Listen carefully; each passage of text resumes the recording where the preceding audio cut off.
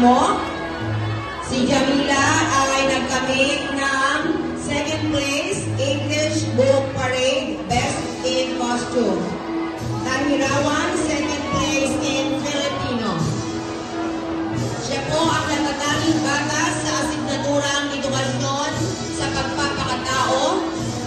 Representative mula sa grade 6 sa School Elementary Learners Government.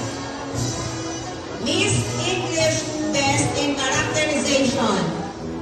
MAPE Festival of Talents District Level Ballroom Dancing Participant. Participant din po siya sa first place drum and at nagkamit ng first place drum and lyre. Division Best in Costume. District Level Radio Broadcasting English Category Best News Anchor, third place. Division Level Radio Broadcasting English Category, third place, Best News Anchor. First place, Overall Best Radio Production. First place, Best Clip. And first place, Best Infomercial.